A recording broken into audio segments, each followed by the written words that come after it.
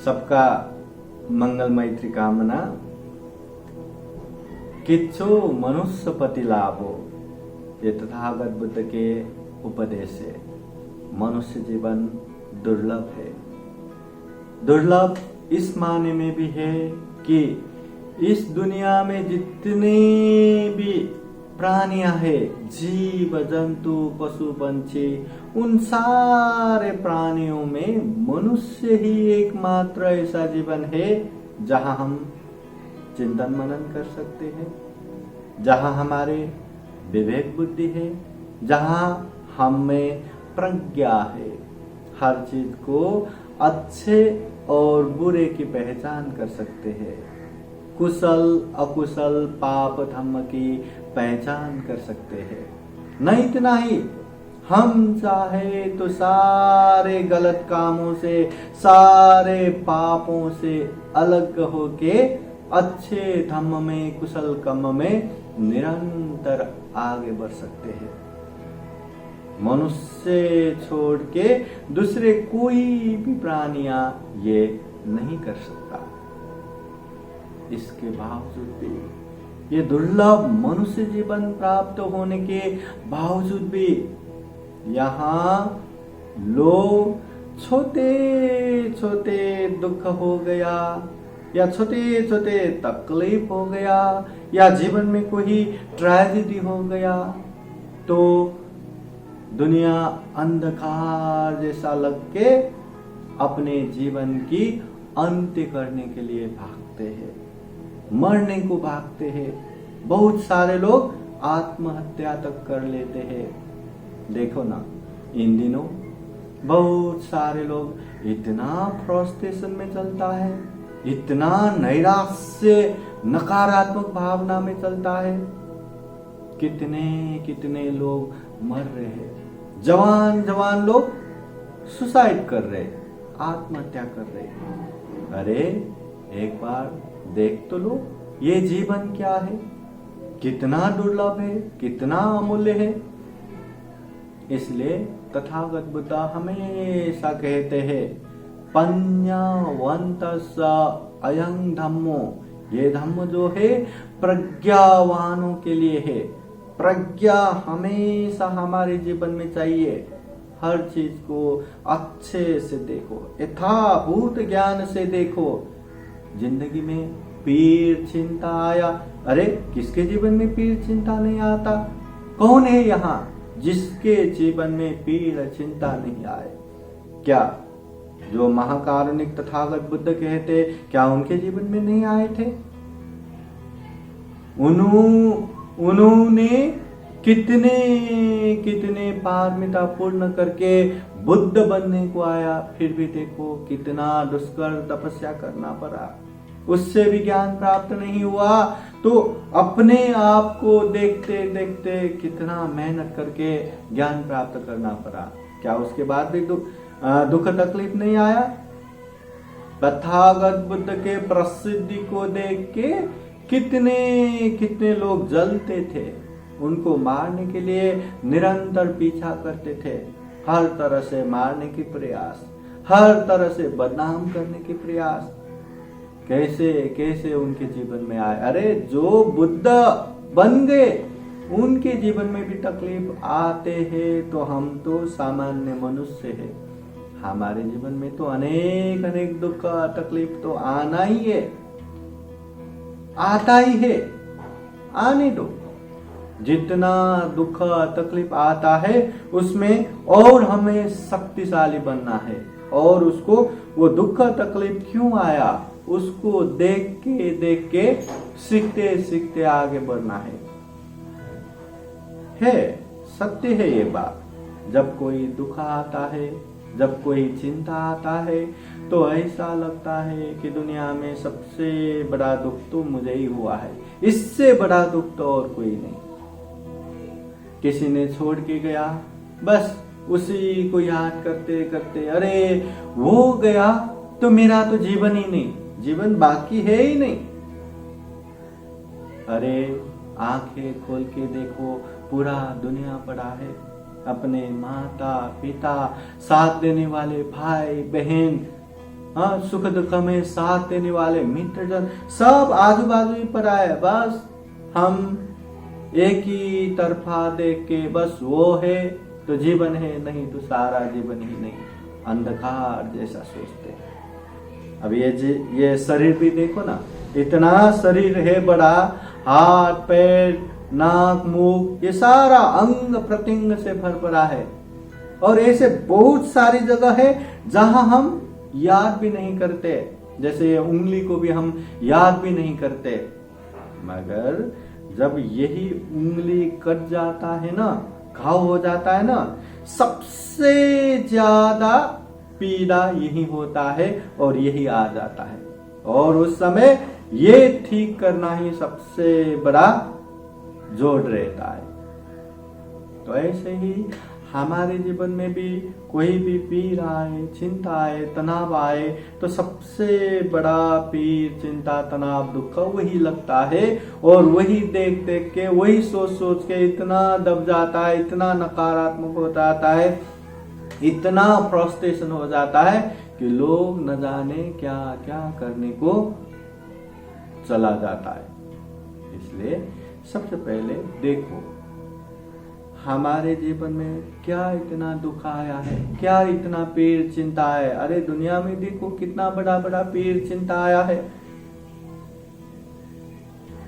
किसी ने छोड़ के गया, अरे वो जन्म से लेके कहां साथ में था, बीच में आए थे, बीच में ही गए। ऐसे तो न जाने कितने मिलेंगे, कितना बिछड़ेंगे। मिलना बिछड़ना जन्म मरण तो जिंदगी का खेल है, ये तो होना ही है। हाँ, अभी कोई पढ़ते पढ़ते फेल हो गया तो हो गया। मेहनत तो करना चाहिए, परिश्रम तो करना चाहिए। परिश्रम करते करते भी फेल हो गया तो क्या बात है, अगली बार फिर मेहनत करेंगे। हाँ, परिश्रम ना करते हुए फेल हो गया तो वो अलग बात है। मगर परिश्रम किया भी है, अपने मेहनत भी किया है, तो फेल हो गया तो क्या बड़ी बात है, वो अगली बार पढ़ सकते हैं। इसलिए हमेशा कुछ भी दुख आए, कुछ भी पीर चिंता आए तो चारों ओर देख लो, अपने परिवार में देख लो, सब जगह पे देख लो और ज्यादा ज्यादा ज्यादा नकारात्मक सोच को दूर करो। जितना नकारात्मक सोच सोचेंगे उतना ही ज्यादा ज्यादा फ्रस्ट्रेशन हो जाएगा। और फ्रस्ट्रेशन हो गया, निराश से हो गया तो उसको हर चीज में गलत गलत नजर आएगा। अभी हम इंसान हैं, एक इंसान, अगर वो इंसान का अच्छी बातें हम याद करेंगे, अच्छी बातें हम सोचते बैठेंगे तो जिंदगी भर वो इंसान का वाह वाह वाह वो कितना अच्छा है, वाह वाह वाह वो कितना भला है, जिंदगी भर वाह वाह वाह वाह वाह वाह करते हुए भी वो इंसान का अच्छी बात खत्म नहीं होता। मगर याद रखिए, वही इंसान जिसकी जिंदगी भर हम वाह वाह वाह वाह करके भी नहीं थकते, उसी का अगर गलत चीज याद करेंगे, नकारात्मक सोच रखेंगे तो जिंदगी भर वो इंसान वो ऐसा है करके थू करके जिंदगी भर ठुकेंगे तो भी उसका नकारात्मक जो खत्म नहीं होगा, उसका जो बुराई खत्म नहीं होगा। इसलिए अच्छा सोच के हमें अच्छा रखना है या बुरा सोच के नकारात्मक होके निराश से होना है, ये हमारे हाथों में। अत्ता ही अत्तनो नाथो, कोई नाथो परोसिया।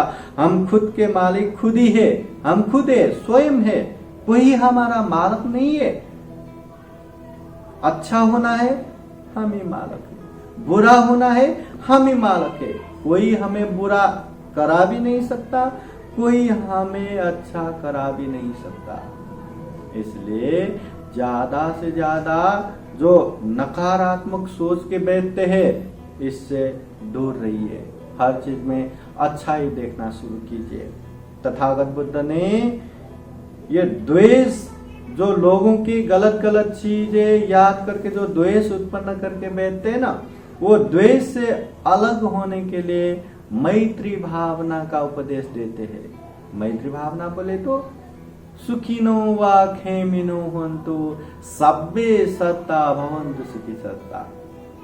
जितने भी प्राणियां हैं, चाहे वो दूर के हो, नजदीक के हो, बड़ा हो, छोटा हो, पानी में रहने वाले हो, जमीन में रहने वाले हो, आकाश में रहने वाले हो, जितने भी प्राणियां हैं सबका मंगल हो, कल्याण हो, रोग मुक्त हो, दुख मुक्त हो, भय मुक्त हो, ऐसी कामना करना मैत्री भावना है। तो हमेशा सकारात्मक सोचने के लिए हमें 3 चीज याद करना है। कोई भी प्राणी, जितना भी प्राणी है, जितना भी इंसान है, चाहे वो अच्छा कर्म करे या बुरा कर्म करे, अच्छा काम करे या बुरा काम करे, ये 3 माध्यम से ही करते हैं। सिर्फ 3 ही माध्यम है। या तो शरीर से करते हैं, या तो वाणी से करते हैं, या तो मन से करते हैं। तो हमें मैत्री भावना के लिए ये याद करना है, कोई अच्छा बोलता हो, बोलता बहुत अच्छा हो, मगर वो शरीर से अच्छा काम भी नहीं करता, अच्छा सोचता भी नहीं, तो बस हमें उसका अच्छा जो बोलता है उसी को याद करके मैत्री भाव रखना चाहिए। बाकी जो बुरे चीज है उसमें उपेक्षा भाव रखना चाहिए। कोई इंसान अच्छा काम करता हो मगर उसका जो बोली है वो भी अच्छा नहीं है, सोच वो भी अच्छा नहीं है, तो जो अच्छा काम है वही याद करके मैत्री भावना करना चाहिए। बाकी में उपेक्षा भाव रखना चाहिए, तटस्थ भाव रखना चाहिए। अगर कोई इंसान अच्छा सोचता हो मगर वो काम भी अच्छा नहीं करता और बोलता भी अच्छा नहीं, तो ऐसे में अच्छे सोच को ही याद करके मैत्री भावना रखना चाहिए। बाकी में तटस्थ भाव, उपेक्षा भाव रखना चाहिए। हाँ, किसी किसी का होता है, उसका बोली भी अच्छा नहीं, उसका काम भी अच्छा नहीं, उसका सोच भी अच्छा नहीं, तो ऐसे में क्या करे, वो मूर्ख है, वो अज्ञानी है, उसका भी कल्याण हो, उसका भी मंगल हो, ऐसा याद करके मैत्री भावना रखना चाहिए।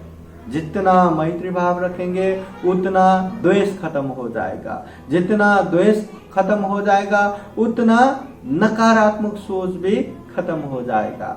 अगर सकारात्मक रूप से अच्छी नजर से दुनिया देखा जाए तो बहुत खूबसूरत है। यहाँ ये दुर्लभ मनुष्य जीवन में एक दुख आ जाए या एक पीड़ चिंता आ जाए तो अच्छे से स्थिर होके देखिए, वहां हजारों राह मिलेगा उससे दूर होने के लिए। बस हमें स्थिर होना है, हमें चिंतित नहीं होना है, भयभीत नहीं होना है, त्रसित नहीं होना है, थोड़ा सा शांति लेके सोचना है, रास्ता बहुत मिलेगा। तो सबका मंगल मैत्री कामना करते हुए नकारात्मक सोच से अलग होके सकारात्मक सोच रखते हुए आगे बढ़ना है। जितना हो सके उतना ध्यान भावना करना है, मन को एक चित्त एकाग्र और परिशुद्ध करते आगे बढ़ना है। दुर्लभ जीवन है, इसको सफल और सार्थक बनाना है और बना भी पाएंगे, बस निरंतर आगे बढ़ना है। सबका मंगल हो, सबका कल्याण हो। भवतु सब मंगलम। साधु साधु साधु। बुद्धं नमामि, बुद्ध को नमन करता हूँ। धम्मं नमामि, धम्म को नमन करता हूँ। संघं नमामि, संघ को नमन करता हूँ।